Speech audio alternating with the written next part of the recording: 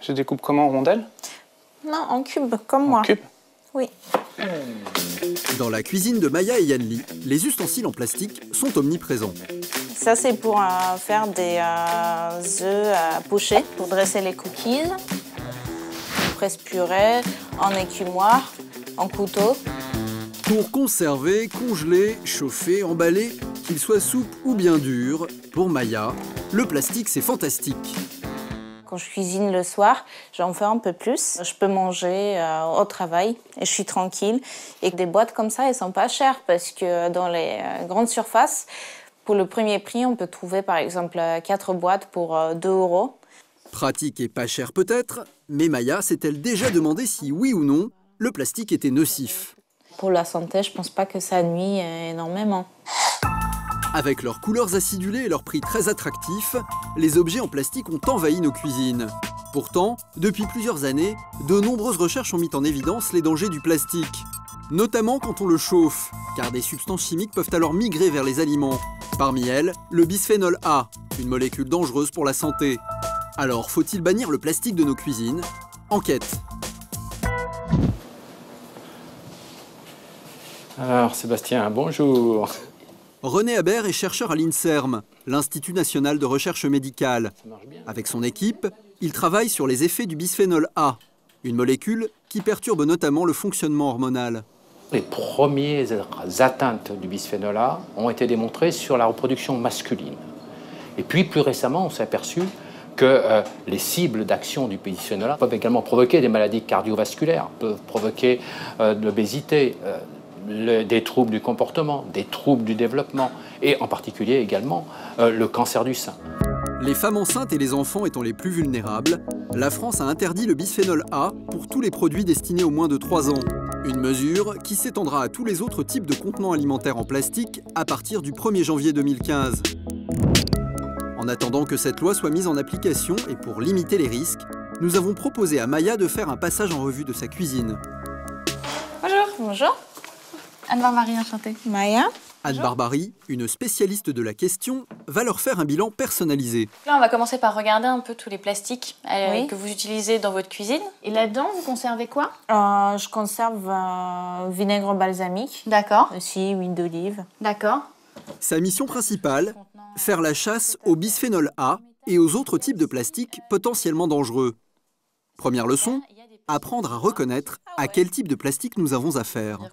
On voit que c'est le numéro 5. Oui. Donc du polypropylène, donc celui-ci. Et c'est assez simple, puisque tous les plastiques que l'on utilise dans nos cuisines possèdent un numéro allant de 1 à 7. Il est inscrit au dos des objets.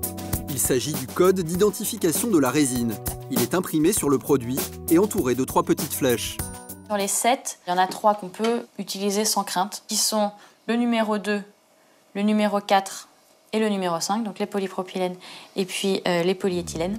Parmi les 7 différents types de produits, des études ont démontré que les plastiques numéros 1, 3, 6 et 7 peuvent contenir des molécules toxiques.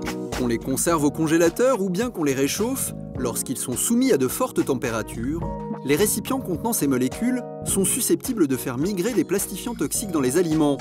Une fois ingérés par notre organisme, ces plastifiants peuvent être mauvais pour la santé. C'est le cas du plastique numéro 1, qu'on appelle PETE, et que l'on retrouve notamment dans les bouteilles. Le PET peut être utilisé facilement, c'est juste qu'il vaut mieux l'utiliser pour les usages uniques. Donc on boit la bouteille d'eau, etc. et puis après on s'en sépare. Heureusement, chez Maya, comme dans la plupart de nos cuisines, on retrouve essentiellement des ustensiles en plastique appartenant aux catégories 2, 4 et 5, qui sont considérés comme les plus saines. Les autres numéros sont donc soit à éviter, soit à utiliser avec précaution. Mais attention, notre accro au plastique ne doit pas se réjouir trop vite, car les plastifiants toxiques se trouvent parfois où on ne les attend pas.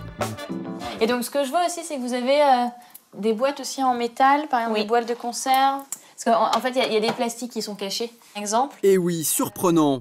Les boîtes de conserve ou encore les canettes contiennent aussi du plastique. C'est des faux amis. Puisque donc on se dit c'est de l'aluminium, il n'y a pas de problème. Mais en fait, là-dedans, il y a aussi des résines en plastique. Des résines qui peuvent elles aussi contenir du bisphénol A. Mais inutile de chercher un numéro sur vos canettes, il n'y en a pas. Étant prévues pour un usage unique, elles ne présentent a priori aucun risque. En revanche, évitez de réchauffer vos conserves au bain-marie. Autre faux ami, c'est des choses les qui sont poêles avec revêtement anti-adhésif. Ah Car oui. ce revêtement qu'on appelle le téflon est un dérivé du plastique. Ce sont des choses qu'on fait chauffer avec les aliments qui, à force d'être utilisés, sont vite abîmés, etc. Des poêles qui, lorsqu'elles sont abîmées, peuvent relâcher des substances nocives. Il faut donc les jeter dès les premières éraflures. Des réflexes simples qui peuvent éviter de bien mauvaises surprises. Et pour éviter les mauvais plastiques, il existe des magasins qui proposent des ustensiles de cuisine garantis sans risque. Dans cette boutique par exemple, quand on rentre, une pancarte indiquant la mention « Produit sans bisphénol A » est mise en évidence histoire de rassurer les clients. Mais la politique de ce magasin, c'est aussi de proposer des alternatives aux ustensiles en plastique. Vous allez pouvoir conserver vos aliments aussi bien que dans le plastique, Oui. mais en plus on peut s'en servir comme un plat à four. Oui. Donc c'est très fonctionnel. Il va au congélateur aussi. Congélateur, micro-ondes, four traditionnel. Ici, le choix est très varié. Inox, fer blanc, céramique ou encore des récipients en verre. On a eu cette envie de proposer une offre sélective avec des produits sans substances qui font polémique et avec beaucoup de conseils et d'informations. Désormais, vous savez donc qu'il existe des alternatives au plastique. Pour le reste, pensez bien à toujours vérifier les numéros qui se trouvent au dos de vos ustensiles.